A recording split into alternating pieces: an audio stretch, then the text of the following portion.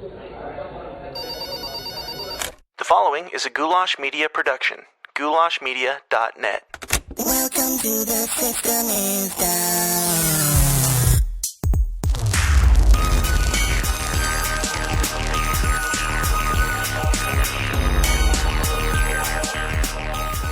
What's up, Downers? Welcome back to another great episode of The System is Down, and as always, guys, thank you so much for tuning in every single Monday for your weekly dose of discomfort. If you're new to the show, this is a place where we talk about all things uncomfortable, namely conspiracies, politics, and religion, and Waco pretty well covers all three of those bases, actually. I always love it when we can get multiple sides to any controversial topic because, you know, the world is just so much more complicated than we'll ever be able to truly understand and realize. Now, if you missed it, we did a two-part series on Waco already. Craig, Justin, and I talked about it. We did some digging into documentaries and books and speculated. Those episodes were 40 and 43. So if you want to check those out before we get into today's episode, go for it. And while we did our best to cover the story as accurately as we could, you know, we're just some guys digging into content and speculating. After we did those episodes, the series came out, the Paramount series called Waco, which is a dramatization of the standoff.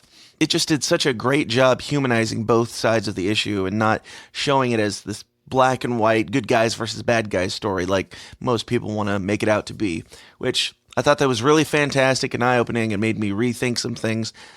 Probably, if I went back and listened to the first episodes that we did, it would probably make me think differently about some of the opinions I had there, too. So that series is based off of two books. The first one is Stalling for Time by Gary Noesner, who was the FBI negotiator on the actual case. And the other book is A Place Called Waco by one of the few surviving Branch Davidians, David Thibodeau. 25 years ago today, both of these men were smack dab in the middle of this tragedy and this standoff, one fighting for his life and the other doing everything he could to resolve the situation peacefully. I can't even imagine what that must be like. So I'm stoked that both Gary and David have agreed to come on the show. Gary's on today's episode, and David will be on next week's episode, which is awesome because I really want to get the story as they lived it from both sides of the issue, from both sides of the door. So, without further ado, here's my conversation about the real Waco with Gary Noesner.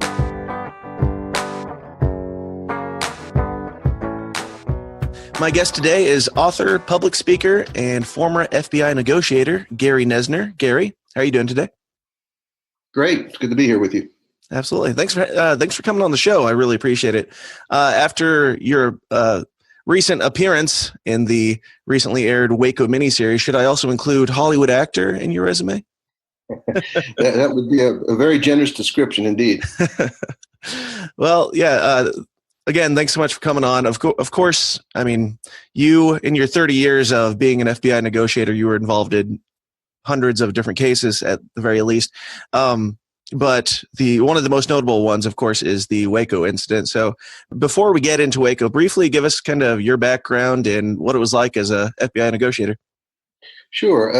Well, I retired as chief of the FBI's crisis negotiation unit. And what that means in the FBI, there's about 10 full-time supervisory negotiators who were under me. And in turn, we supervised maybe 350 negotiators the FBI has spread throughout the country. Every FBI field office has a SWAT team and a cadre of negotiators that deploy when there's a bank robbery or a skyjacking or a kidnapping or another specifically federal-related matter, and often helping local police on non-federal matters. So at the time of Waco, I was only one of two full-time negotiators at the FBI Academy. We weren't then a separate unit, but we were part of a larger unit, and heard about the incident at Waco and was dispatched to fly out there right away and run the FBI's negotiation effort. Sure. What was it that made you like? I don't know how this job works at all by any stretch. I don't think most people do. Like, did you start out? Did you want to become an FBI negotiator? What was kind of your life leading up to this job in particular? Well, I wanted to be an FBI agent since I was fairly young, and never dreamed about specializing in negotiations because it essentially didn't exist until the mid 70s. And Sure. when I finally became an agent after college and so forth, um, the negotiation discipline, as it were, was just emerging. And I heard about it, and it intrigued me, and it was something that I found very attractive as a specialty aspect to get into. So, Hmm. at that time, most FBI negotiators are assigned full-time terrorism or organized crime or financial crime, whatever it might be. But you would have auxiliary functions, and mine became being a hostage negotiator, and I did for a number of years, and also while working terrorism cases, and then eventually was asked to do that in a full-time capacity. So I always found, and to this day continue to find it to be an intriguing challenge to try to use verbal skills to try to diffuse very tense situations and bring about favorable outcomes where not only police officers don't have to, or FBI agents have to enter into a dangerous exchange in gunfire trying to arrest somebody, but also where hostages come out alive and perpetrators surrender and come out peacefully. So to me, that challenge is enormously interesting, and and it's still, I find it one that attracts me a great deal. Very cool. Yeah, very important job for sure. I mean, especially looking at the Waco incident. So, can you, for those that don't know, and a lot of my listeners, I mean, we have kind of a conspiracy slant sometimes. So, we might have some people, like I said to you when I was talking to you through email, we did a 2-part episode on kind of stuff behind Waco. Of course, we weren't there. We were just repeating what we've heard and being kind of conspiracy-ish people. We took a little bit of a less of a look at, the human side of the FBI. So that's one of the main reasons I wanted to have you on. So can you give kind of your overview of what happened at Waco? Sure. I think when we look back at the 25 years, people have gravitated to sort of polarized positions on this, Dan. Yeah. And one in which these people were nice and innocent and minding their own business, and big old bad government came out and decided to kill them all. Yep. That's one version. The other version is they're a bunch of kooks and nuts and brainwashed zombies and not what they deserved, and to hell with them. Those are two polarized, very naive, very bereft of detailed information. This is a very complex situation. There were certainly innocent and good people inside who had, for whatever reason, decided that David Koresh had the answers to the questions that they had in life. Sure. And these felt very strongly that he had a special relationship with God and could lead them to the life they wanted to live. So it would be wrong to categorize those people as either mentally ill or Mm-hmm. or criminals. I could say, and I think it's not unfair to suggest that many were pretty naive and Sure. susceptible to a sort of manipulative, narcissistic guy like David Koresh. Yeah. And then on the other side, we had huge rift within the FBI. The FBI had been sort of the world's leader in formulating approaches for dealing with crisis for many, many years. And there's always been a sort of a dynamic yin and yang between the tactical teams that are trained to use, force to compel people to do what we want, and negotiators who are trained specifically to convince people to cooperate. And statistically, the negotiators prevail about 90% of the time. Sure. But in this case, we had a bit of a disconnect to the FBI's longstanding emphasis on the negotiation process. And we had some strong personalities, both in command and as the head of the FBI's tactical team, the hostage rescue team, that wanted to exert increasing levels of force. And that dual contradictory approach inadvertently sent mixed signals. And it wasn't just inadvertent. We had an outright, very firm disagreement within the FBI is the best way to proceed, and ultimately the powers of force kept prevailing, and that, of course, then resounded in the Davidians being more resistant and less cooperative, and it just one thing builds upon another till you get to this tragic consequence. Mm-hmm. But I would say to your viewers, I would say to somebody that is a big proponent of conspiracy theories, sure. You've never worked for the government. In my view, the government is incapable of conducting a conspiracy. Sure. I mean, when my book came out, I spoke at the Baltimore Book Festival, and appearing in the same room as I had spoken right afterwards was Jesse Ventura. And at the time, he's pushing a book he'd come out with that says the U.S. government blew up the World Trade Towers. Mm-hmm. And I'm going like, really? Do you think that would require literally hundreds, if not thousands, of people, and nobody's going to come forward and give this information? The government's just not that organized. So when you see bad things happen, at least in my opinion, and I know you'll have some listeners that'll disagree, it's more likely a consequence of incompetence or bungling than it is, a negative intent, an evil intent on the part of government. It's just the nature of any bureaucracies, and the government's about as big as they get. It's very hard to navigate creatively in a very inflexible bureaucracy.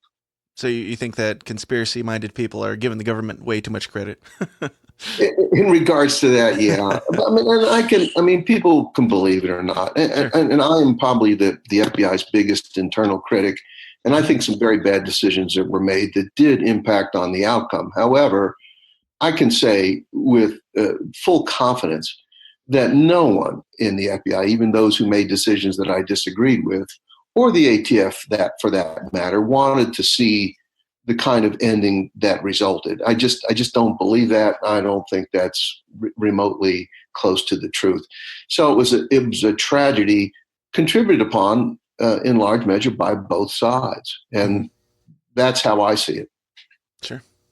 Now, in the start of the incident with the ATF's initial involvement, do you feel like they were overstepping their bounds in rolling up with the trucks, or should they have, carried that out in a different manner? I think the ATF certainly had the legal authority to go in and conduct a search and to arrest David Koresh based on the information they gathered about the conversion of illegal weapons. There are people that deny that. The aftermath of the fire, they found 48 illegally altered weapons. So, and that doesn't even get into the child abuse issues that ATF really isn't totally focused on. But they had a legitimate warrant to go in. You can argue whether they should have done it that way. Sure. But the big mistake that I think even most people in ATF will admit is once it became clear that the element of surprise had been lost, that's when they should have called off the raid. I mean, a raid like that requires an element of surprise to be successful. You quickly overpower people so you don't have to use violence. And that clearly was not the case. So the Davidians were waiting for them. We can argue about who shot first. I wasn't there. I don't know. Sure. Yeah. It's not necessarily the most important point, but certainly ATF says they were fired upon. A news reporter who was filming it says that they were fired on as soon as they entered the trailers. The Davidians say no, that ATF fired first. I mean, I don't know. Right. I don't know, but it was a tragic beginning. And when later we come in as the FBI to now try to make peace, we're dealing with a situation where 4 ATF agents are killed, 7 wounded, 4 or 5 Davidians are killed. I mean, it's just a mess. It's literally like doing the most atrocious thing and then saying, "Oh, can't we be friends?" I mean, it's just real hard to get back into a more cooperative, collegial interaction in the aftermath of such incredible violence.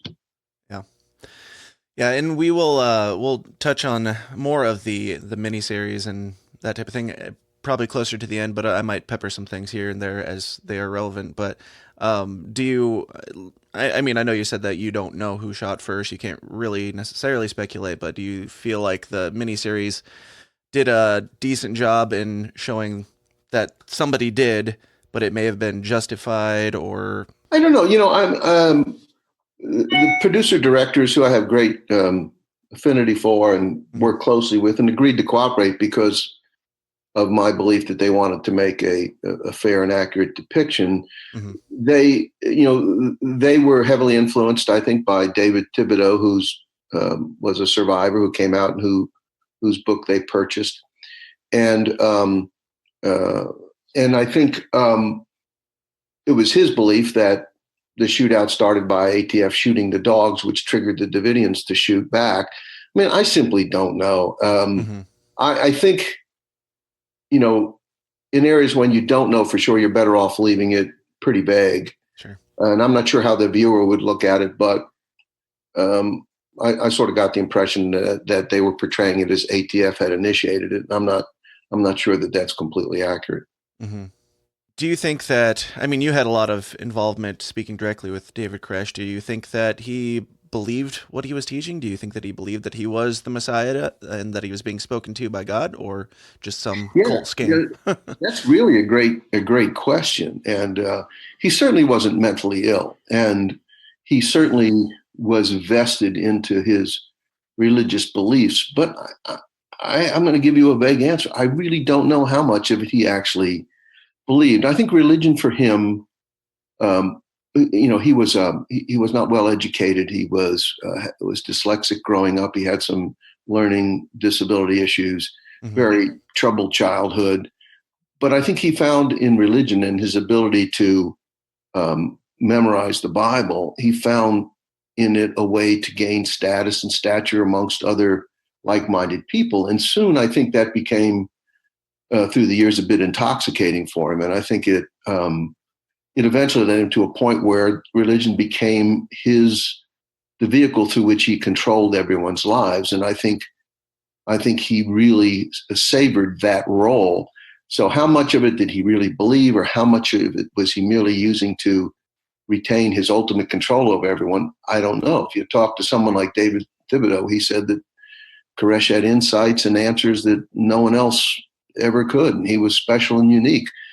As FBI negotiators, when we were talking to him or listening to some of his sermons or even some of the tapes we had of prior sermons, we certainly weren't impressed by his knowledge. He seemed to us to be primarily manifesting the attributes of what we call an antisocial personality, a manipulative con man. But I can't say that he didn't believe some of that. I just don't know. Sure, absolutely. Do you think that it was a hostage situation, or were they all like, I know that there's only a handful of survivors now, but did evidence show at the time that they were there on their own free will, or that they were pressured to be there, or that they were being held? It was not a hostage situation, and we negotiators never viewed it as such. Now, I think some FBI officials at various times characterized it perhaps as the children were being held hostage to the situation. Sure. But technically, by definition in the dictionary, a hostage is someone held and threatened in exchange for the fulfillment of a substantive demand. Give me money, give me a getaway car, whatever it might be, let my brother out of prison.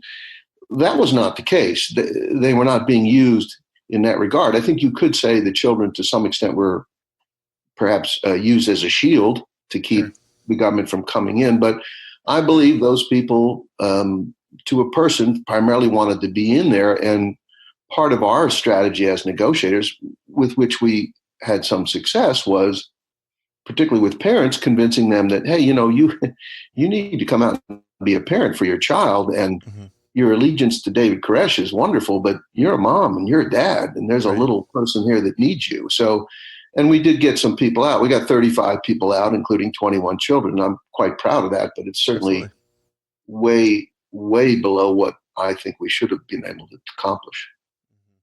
Absolutely. So, in the series, they don't show how the fire was started, which I think is good and fair because it hasn't been conclusively stated that this is what caused it. But they do kind of point out some other cases where the FBI, has a standoff. This CS gas was used, fire was started, and people died. Like, what are your thoughts to that? Do you think that they were still fair and balanced in that depiction of reality? No, I don't. and Sure. and I talked to them quite a bit about that. First of all, I'll answer your second point first. They have a radio DJ in the show say he cites about, I don't know, 5, 6 examples of incidents where tear gas was used and a fire started. And I'm not saying those examples are not accurate. But what I would say to you is if you looked at law enforcement's use of tear gas in the United States, there's probably hundreds and hundreds of cases where it's used and it didn't cause a fire. Sure. So one could say that it's a bit of cherry picking. The pyrotechnic rounds, there were 3 that the FBI used, I understand, against the bunker. None of them penetrated, and that was at 8 o'clock in the morning. The fire didn't start till 12. So I'll go to your earlier point. I think it has been proven conclusively who started the fire. Okay. Anybody that has any questions should read the Danforth Commission. Now, in the immediate aftermath of Waco in 93, there was a number of investigations, and many people remained skeptical. Was the government covering up? Is this the truth? Finally, 7 years later, in the year 2000, to address these lingering unresolved issues, they had the Danforth Commission, which was an extraordinarily in-depth examination of the event. And I was interviewed in that. And I will tell you, it was not pro-government. It was Senator Danforth had been a Republican. He was no longer serving. But at that point in time, the Republicans in Congress kind of wanted to go after Bill Clinton. Sure. And to do that, they would go after Reno. And to go after Reno, they would go after the FBI, et cetera, et cetera, et cetera. So it became politicized, not unlike some of the things we see today going on in our current atmosphere. But be that as it may, the Danforth Commission looked at this very closely. And there's no question that the Davidians, under the orders of Dave Koresh, started the fire. Now, why did they start the fire? Because the FBI was putting tear gas in there. So there is a cause and effect. Sure. And I'm not trying to negate responsibility or some level of responsibility. But what I'm saying is the FBI certainly did not purposefully cause the fire. The show makes it look like perhaps a lamp was accidentally knocked over. In the Danforth Commission, the FBI had inserted microphones inside the compound during the siege. And there were recordings where the Davidians are saying, get the fuel, spread the flue, be ready to light the fire. Graham Craddock, one of the 9 survivors on the final day of the fire, a Branch Davidian, says, I saw other Branch Davidians light the fires. To me, there's no question. And again, I wasn't there then. I'm not trying to protect my own interest. I don't have a dog in the fight, so to speak, but I am an advocate for the truth. And absolutely, everything I can determine is, again, there's a nexus in terms of cause and effect. Why did they decide to do it that day? Well, obviously, it's because of the tear gas insertion operations and the threat they perceived out of that. But I think it's quite definitive that they started the fire. And I think to some extent, the TV show dropped the ball on that. Although I was able to influence them to put what they call a black screen at the end that says the findings of the Danforth Commission determined that the Davidians started the fire. Of course, they added another sentence. We're saying, well, the Davidians deny it. But, people will have to make their decision. And I think if you watch the show, if you're already anti-government in your orientation, you're going to believe what you want to believe, regardless of anything else. And if you're, anti-religious cult Davidians, you're going to say, well, it's all their fault. So right. People tend to gravitate into very simplistic positions in my experience. Absolutely. I agree. Now, for the use of CS gas, I mean, it's been stated that it was against the Geneva Convention. It was something that we couldn't even use on terrorists. Can you speak to that? Like, what? I'm not an expert on the use of gas. Sure. I don't think it's banned in domestic law enforcement. I really don't. Okay. I don't know where they got that line from, because police have used it around the country. I mean, I joined the FBI in 1972 and retired in 2003, and I mean, I've been at the scene on several situations where it was used and know of literally hundreds. So, to my knowledge, I can't believe that something would be used that extensively. It probably was outlawed in terms of using on the battlefield, but I don't think law enforcement has ever been precluded. I really don't know the answer to that, so I shouldn't speak to it, but I don't think that was correct. Sure. Okay. Even though my character says that line in the movie. Of course. So, what are your thoughts on like things like the front door missing from evidence? You know, some of the bodies being kept in storage trucks and the refrigeration not being turned on. I've never understood the front door thing, and people have talked about it for years, and it certainly was in the movie. Mm-hmm. That had the front door been preserved, it would have shown that the shots came from outside the inside. Well, I don't think anybody has disputed that ATF was firing at the right. But what does that have to do with maybe shots came out of upstairs towards them first? I mean, I don't know. To me, looking at evidence and what a jury might or might not believe, I think the fact that you were to show up with a door that's got incoming bullet holes doesn't say anything to me. Absent some other supporting evidence. Yeah. Yeah, no, I agree, and I've kind of thought the same. Like, how does that prove who shot first or anything? Obviously, it doesn't. Just proves maybe who shot more. Even with that, of course, I mean, the Davidians are going to be firing out of windows, not through doors. But so it doesn't even prove who shot more. But the fact that, do you have any issues with the fact that it is a piece of evidence that came up missing in the end? Well, I think the whole damn compound burned down. So, I mean, you could say the entire Mount Carmel compound was a crime scene, sure. and preferably should have been preserved, and elements of it found useful for evidentiary purposes to prove one point or another. I think the inference here is that the government decided to burn the building down to hide evidence, and there's just absolutely no evidence of that, and that just doesn't make sense. It just doesn't. Okay. Now, right before you were removed from the case, did you believe there was still hope for Koresh and the Davidians to still, follow through with their word and come out, or was it pretty much a lost cause at that point? Yeah, the movie shows me staying there a little longer than I did in reality, and there's some of Hollywood's depictions that are required for that. My character Michael Shannon's a pretty central character, so he had to hang around a bit longer than Gary did. And my departure was not nearly as acrimonious or emotional as depicted. Sure. I left halfway through. I'd been there 5 weeks, and the normal rotation is for people to come out 3 weeks. It is true that I think there were those at FBI headquarters that wanted me, and at the scene that wanted me gone, because I was an impediment to more aggressive tactical action. And that's a charge to which I plead guilty. I was an impediment to that. And I did resist that to the extent I could. I had some success and I had some failures in that regard. Mm-hmm. But when I left, I think the last person that came out, other than the 9 who survived on the day of the fire, came out on March 22nd. I think 7 people came out. I came out I left on March 25th, I believe. So I remember telling the on-scene commander, because after 7 people came out on the 22nd, for reasons completely bizarre and unknown to me, I should say, is they decided to go forward and do some very punitive things with the armored vehicles. And I tried to explain to the on-scene commander, the theory of Pavlov and positive reinforcement, and he didn't seem to quite grasp that concept, that you need to reward positive behavior, not punish it.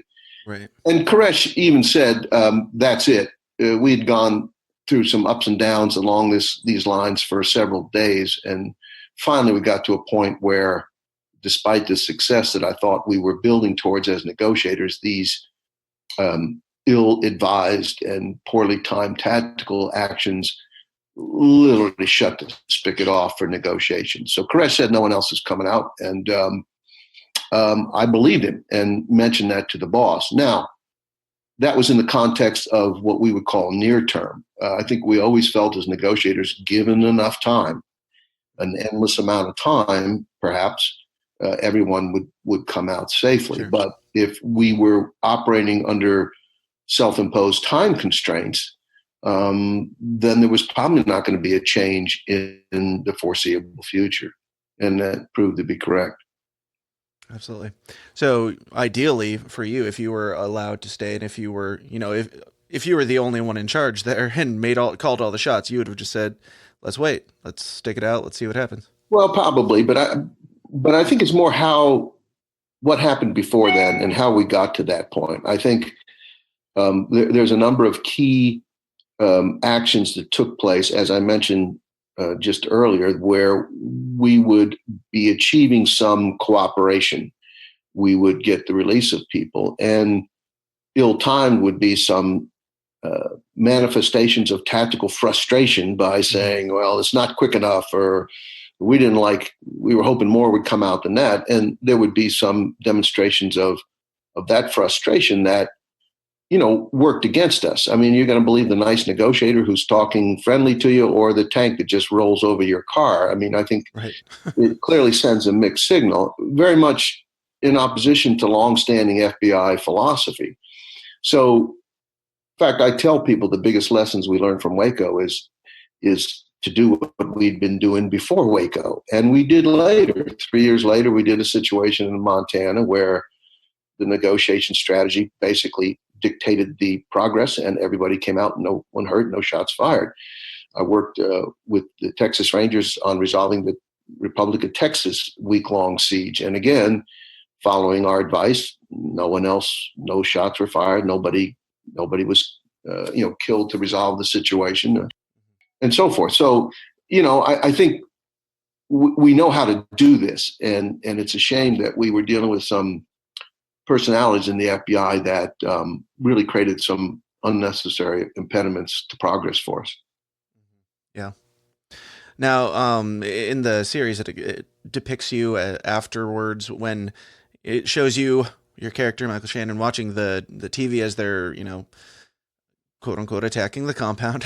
And it's a very emotional, devastating scene. Did you keep following? I mean, I assume you kept following the case. When I left, I was basically on the phone with the negotiation team almost every day. I did have one trip to the Middle East in that segment. And when I came back from the Middle East, I was told that I would either return to Waco or I would go to Lucasville, Ohio, where a prison riot had just started. Sure. So my boss said, well, we're going to put tear gas in tomorrow, come into FBI headquarters. So I didn't actually watch it as depicted in the TV show. I watched it at the FBI command post. And I've never been more angry in my life, angry at David Koresh for, throughout the process, refusing to do the right thing and lead his people out when given so many opportunities to do so. Sure. And then I was also mad at some of the FBI management decision-making. So I just left the command post without asking permission, and I got on a plane the next day and flew to the prison riot, which again was resolved peacefully because we used negotiation. They allowed you to do your job. Yeah. Yeah. I mean, I can only imagine the frustration for sure after, all the progress you had made up to that point, and they're Control-Alt-deleting it and saying, we're doing it. Here we go. So yeah, pretty much. Hey, Dan Smots here. I'm taking a second to interrupt myself talking to talk about myself because, I don't get paid a penny for the hours and hours that I put into creating this show for you guys in your greedy little ears, and I've got a family to feed. To make that happen, I run my own media business called Goulash Media. If you have a need in anything from video production to graphic design to audio production and beyond, you can get it all for a painfully fair price at Goulash Media. In video, I do weddings, music videos, commercials, pageants, plays, etc., etc., etc. For design, I do photo editing, album art, logos, branding, business cards, merchandise, you name it. For audio, I do engineering, production, editing, jingles, and, well, podcasts. So if you've got a media need of any kind, or if you'd just like to give a little something back and help keep my children fed, check out all the endless options at my website, goulashmedia.net. That's goulash, Goulash, media.net, where we cater to the little guy with the big vision. Okay. What was it like going back to, your normal job with the FBI after all that was said and done? Did you have any, did you think about things differently as far as how things function in the FBI? Yeah, I think Waco had a profound impact on the FBI. The Attorney General and the new director of the FBI, Louis Freeh, decided to recognized clearly that the problems we had at Waco were senior management decision making. Sure. We trained SWAT teams, we trained negotiators, we trained technical people, and we had all these specialized. I mean, any agency in the world would love to have the resources that the FBI had, but we'd failed because we had not properly trained our commanders how to use these resources properly. So we embarked on a mandated training program to train every special agent in charge of the 56 offices and every assistant special agent in charge. Here's how you manage a crisis. So in essence, the FBI, while not coming out publicly and saying we screwed up, nonetheless recognized where we had fallen short and had implemented some changes. They created the Critical Incident Response Group to coordinate all these crisis management specialty components. So there was a number of things that were done that, if you look at it objectively, suggests that there was a clear recognition that some pretty significant mistakes had been made and some corrections. So the next couple of years after Waco was devoted to making those changes and making those corrections. And again, as mentioned, 3 years later in Montana couldn't have worked better. Sure. Were there specific rules of engagement that were banned or taken away because of the Waco incident? No, what's funny about rules of engagement, a federal police officer, and it's probably true for any police officer, has constitutional restrictions on the use of force. And in essence, it says you are allowed to use deadly force to protect yourself or the life of another. You can't just shoot and kill somebody because you feel like it or you want to. There has to be a probable cause. There has to be a clear, compelling defense required to justify the use of force. Rules of engagement tend to be more limiting. For example, at Waco, if one of the branch Davidians inside picked up a scoped rifle and aimed it at one of our tactical people, under constitutional law, that tactical person could say, he's threatening my life, boom, shoot him and kill him. Rules of engagement would say, for example, you are not to fire unless fired upon. Right. So it's actually more restrictive. But yeah, the designing of rules of engagement, they were certainly ill-conceived in Ruby Ridge as shown and unconstitutional. You never have the authority to shoot someone just because they're carrying the gun. They have to be posing a threat. So, there was some of that took place, but it was mostly training, managers about, how you make decisions in a crisis. What is going on? How do I use my negotiators and my tactical people in concert, in coordination, demonstrating that we have the capability to use force, but not actually deploying it. Instead, compelling people to converse and to talk with us. It's a much more desirable alternative. And how we display that to the people we're dealing with is a very critical factor. Absolutely. Now, back to, kind of the cause of all this. The things that were cited are the illegal firearms, the child abuse allegations, and the drug allegations as well. Did they ever uncover any evidence that there was actual child abuse outside of underage marriages or drug use and sales of any kind? Sorry. I'm unaware of any charges related to drugs. I've heard that in the movies, but I don't believe that was part of the ATF's rationale. If it was, it may have been, and I'm just not aware of it.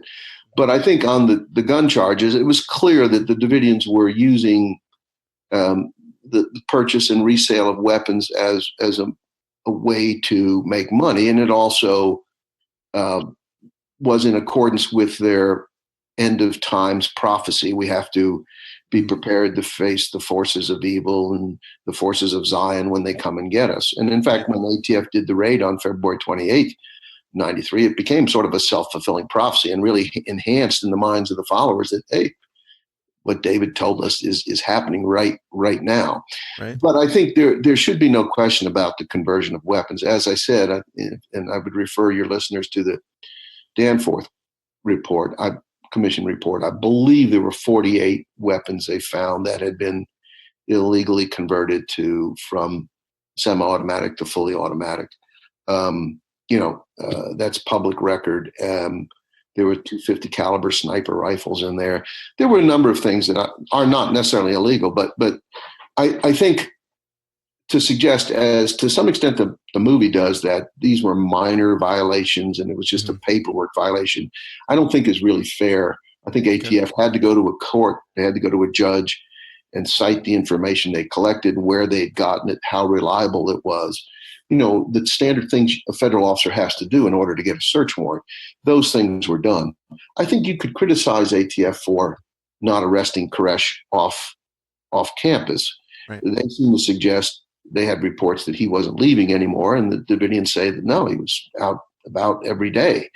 I don't know who to believe. I wasn't involved in that investigation. I think ideally, when you have a charismatic leader, be it religious or otherwise, if you can, operationally separate them from their followers, it greatly improves your chances of resolving the incident peacefully. For example, I was hoping David Koresh would die from his wounds. I was hoping he'd get septicemia, because I was absolutely convinced that if Koresh died, we would be able to convince Steve Snyder to lead everyone out. I have no doubt of it. So no matter how doggedly loyal many of the Davidians were to David Koresh, I think his demise would have changed everything. Right. Yeah. Now you spoke to the firearms and the drugs a little bit. Was there evidence of any pedophilia or anything larger than underage marriages approved by parents? Yeah, there was, I think in the movie they talk about the 14-year-old getting married that was by Texas law approved, but there's also charges of him having sexual relations with 12-year-olds. And there were prior Davidians that had reported these abuses to child services or protective services, and they had actually investigated, but they weren't really given access to the kids, and they didn't have enough to demonstrate a case. I don't think there's any question that David Koresh's sexual relations with his followers was pretty questionable, and no doubt violated the law in different areas. But I certainly wouldn't consider myself the expert on that. He fathered children with a bunch of very young ladies in there. Mm-hmm. Gotcha. Now, what is your relationship with the handful of remaining survivors from the tragedy? I know you worked with David Thibodeau. You guys both worked on this series together. What was it like to come back in contact with these people years after the siege and after you guys being on opposite sides technically, but working for the same goal, basically? Well, before meeting David Thibodeau during the filming, I had only briefly met two Davidians. Baylor University held a 20-year symposium on Waco that I was asked to come speak, and two of the surviving Davidians were there, and I made it a point to approach them and introduce myself and extend my apologies for the loss of their families, and to express to them that there were at least some of us that certainly didn't want that outcome. One was pretty gracious and one was a little standoffish, and that's fine. I felt it was the right thing for me to be the better person and to offer my apologies for whatever that was worth. I didn't meet any other Davidians prior or until the filming of the TV series last summer when I met David. I had not read his book, never really knew much about him. I think people out on the set in Santa Fe, New Mexico, where it was filmed, were a little concerned that he and I might, have strong disagreements and voice those pretty loudly, but we got along well. I think he and I both agree to disagree on some issues. He looks at things through a different lens than I do. And I think he's wrong on a number of points, and that's just the way it is. But I have respect for him. We've been around him a good bit, and I have nothing bad to say about David. Sure, awesome. What was kind of the process for this miniseries? How did it come about? Did they contact you based off your book, or was it just the Dowdle brothers' idea? As I understand, the Dowdles came up with the idea, and they were researching something else. I can't remember what it was, and they came across David Thibodeau's book, which had at that point, it's just been reprinted. But at that point, I don't think it had sold very many copies. But they found out about it and they read it and decided to go interview him. And that was about 4 years ago. And I think that provided them the impetus for pursuing the project. And they met me a little over 2 years ago. We had several phone calls. I had a business trip giving a speech in LA, and we took that opportunity to have dinner. And I was impressed with their stated goal of trying to tell the story as it had not been told before. Mm-hmm. And so I agreed to participate. My book rights were purchased, and I did some consulting, which included reading the scripts and giving them some input, some of which they accepted and some of it they didn't. Sure. And then I was there for 3 weeks out of the 11 weeks of filming and was able to make some suggestions on some of the scenes that I saw, particularly the ones involving Michael Shannon playing me. I think Thibodeau was out there the entire 11 weeks. So, it was a very interesting project to work for, and I have nothing but praise for the Dowdles. As they know, we've had discussions. There are a few depictions. We've touched on a few of those already, such as who started the fire and so forth, that I don't agree with. But I don't believe that they had anything but a strong intent to show both sides of the human dimension of this. Their goal was to show how it was being inside looking out and how it was outside looking in.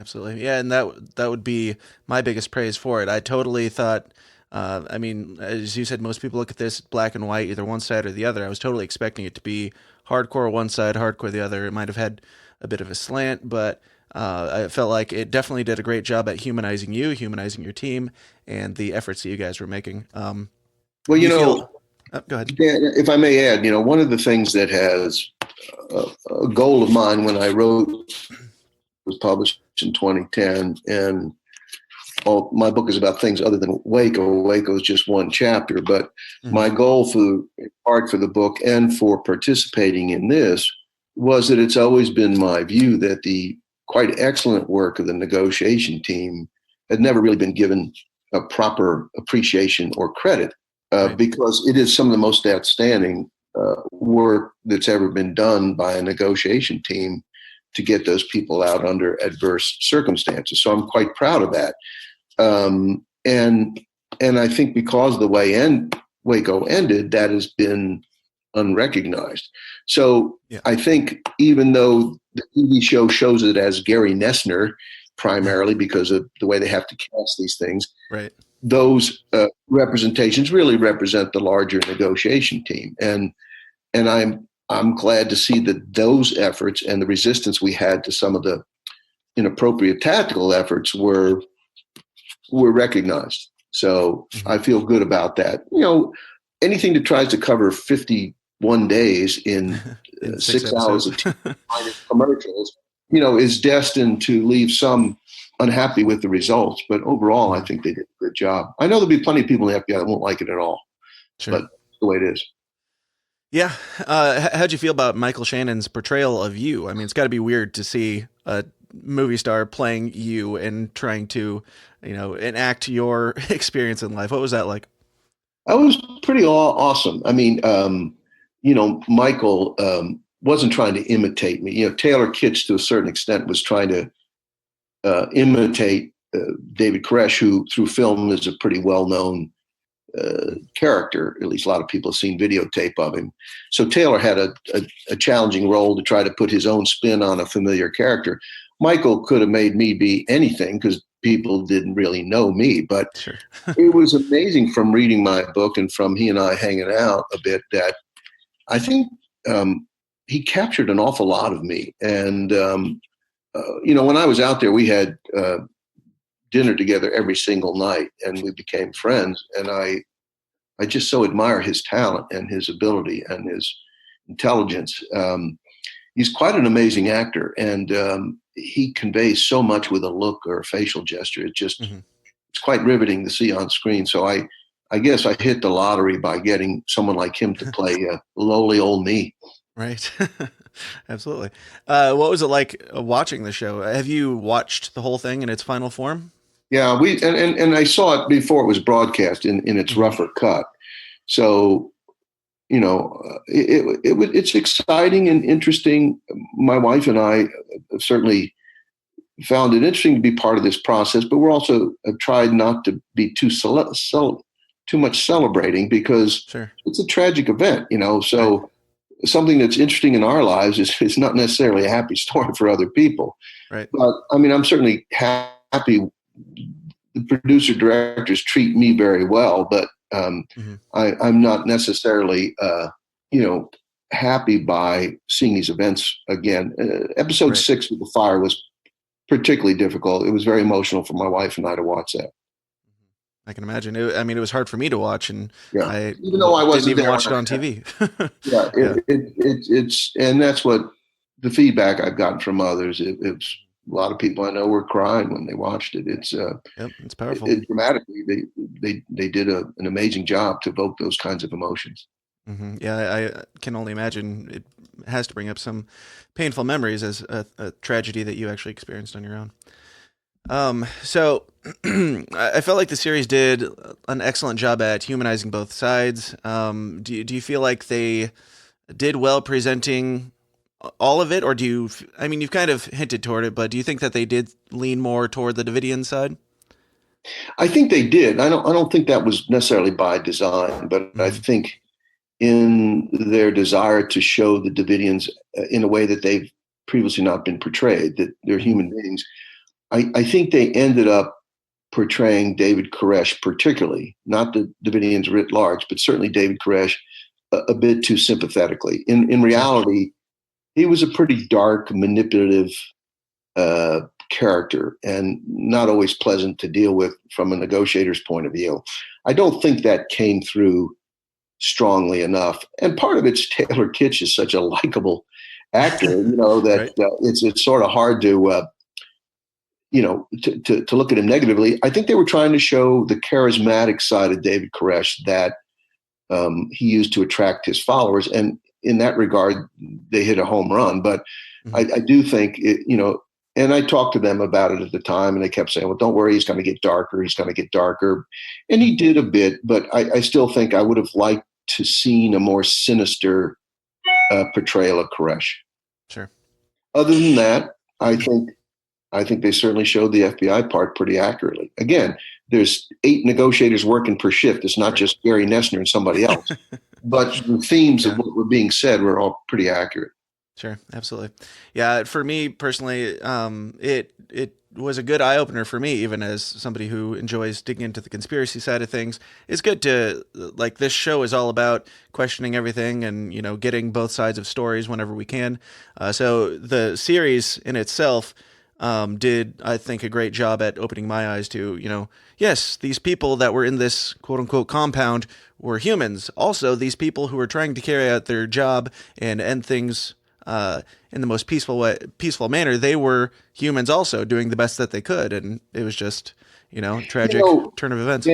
Dan, one of the things the public doesn't always appreciate is, the FBI was under intense criticism to resolve this thing. This was costing, in 1993 dollars, this was costing, I don't know, Hmm. 150 grand a day. It was making the government look powerless and weak. Hmm. And from the standpoint of the decision makers, again, I disagreed with a lot of their decisions, but from their point of view, it was, how long do we wait? This guy got to wait to hear from God. Is it going to be a year, 2 years? Are we going to sit out here for an endless amount of time? Hmm. And they have a point that needed to be made. And I think the show did make that point, perhaps not strongly enough, but it did make that point. Sure. There's a scene where the on-scene commander is talking to my character and says, well, my character wants to get down to business. And he says, well, let's talk about your family. And Hmm. my character says, well, no, I want to talk to you about these things. And he says, oh, no, we could take forever. We can talk about your family, and he was teaching a little lesson to my character that, hey, look at the parallel here, how much time do we have? As a negotiator, I'm going to take all the time in the world. My book's called Stalling for Time, after Right. all. And because time generally works to our benefit and lowers emotions and brings about more rational decision making. But time can also be a negative factor, as it was here. And so the complexity of both sides, I think, they did a good job of bringing that out. I mean, nothing's perfect, as we mentioned, Dan, but I think Taylor Kitsch put it very well. He said, if this show generates further discussion, then it's been successful, and or words to that effect. And I think he's absolutely right. Yeah, I agree 100%. Now, now that the show is out and all that, we've touched on quite a few of them, but are there any other glaring areas in the show that took a little bit too much creative liberty that you would say? Oh, good question. Well, you should have given me that one in advance. I'd had a good answer. No, I think there was. I mean, every scene they showed helicopters buzzing right over the top of that thing, and and that didn't happen like that. There were times where helicopters swooped in there, but it wasn't a constant thing. No, I think they built the compound out there in the middle of New Mexico within a foot of scale. It was just quite amazing to see. It really blew my mind, to be frank with you. And then I was there when they burned it down for the film, and it was quite cathartic. It was really quite amazing to see. But they really spared no expense, I think, in really making this as good as they could. Again, as I mentioned, there are people on both sides that won't like it and will find fault with it. And I keep telling my colleagues, it's not a documentary, it's a dramatization. And a lot of people in the FBI don't seem to understand the difference. We're used to presenting documents in court, and it's very factual and very chronological, and it's void of emotion and drama. And that's not what this is about. But it's hard for some of my colleagues to get into that. Absolutely. I hear you. Well, before we wrap up here, tell everyone where they can find more about you, your book, which I started reading your book, I will say, and it is fantastically written. I'm only a couple chapters in, but I look forward to finishing it. Also, the Waco miniseries, I've watched all of that. So tell people where they can find more information about this stuff and get their hands on it. Well, on the Waco series, you can certainly go to Paramount.com, and the network has quite a robust website that covers the series. And there is a companion mini documentary for each episode. And I'm on several of those interviewed about, for that particular episode, what was really happening in real life, to compare it. And I think that's a pretty neat vehicle they use in that regards. For me, I have a website, www.GaryNoesner.com that, gives you more information about me and my book. My book is Stalling for Time, My Life as an FBI Negotiator, and certainly available on Amazon, audiobook, ebook, hardback, paperback, all the sort of stuff. And and again, in my book, Waco is the largest and central chapter, but it covers a much broader amount of material, and through case studies and talking about my experiences, tells you a little bit more about the negotiation process and how we think as negotiators. And I guess relative to the show, it will probably be rebroadcast on Paramount and eventually migrate to Netflix or something like that, where people will be able to watch it anytime they want. Are they planning on doing a box set DVD release of any kind? Do you know? That's a good question. I don't know. I don't know. They may very well. I think they've been very happy with the success of the show. It launched the new network where Spike turned into the Paramount Network, and this was the showcase show that they premiered in order to bring about that transfer from Spike to Paramount. And I think they sort of hit a home run with this, and I think they had over 2 million people per episode watch it, which is pretty good in TV land where there's literally hundreds and hundreds of stations to choose from. Right. Yeah, that's excellent.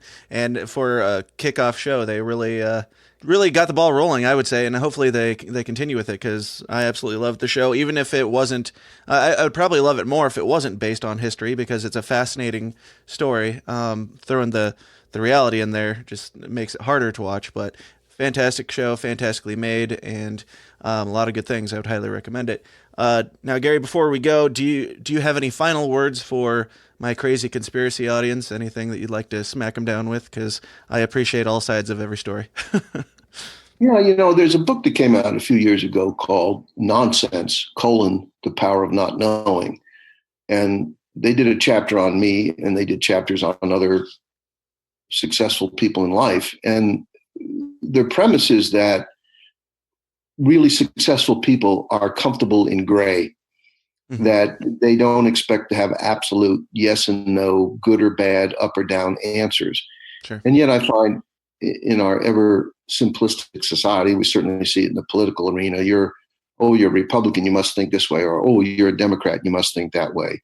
Right. In reality, people aren't so easily pigeonholed, and there's a lot of variation and gradation in different beliefs and ideas and how they feel about things. And I think when you look at complex situations, realize that there's probably a lot you'll never really know, and there's probably a lot of truth in what you read, but you got to put it in context. And so gather information, read, check different sources, and try to come up with an informed decision.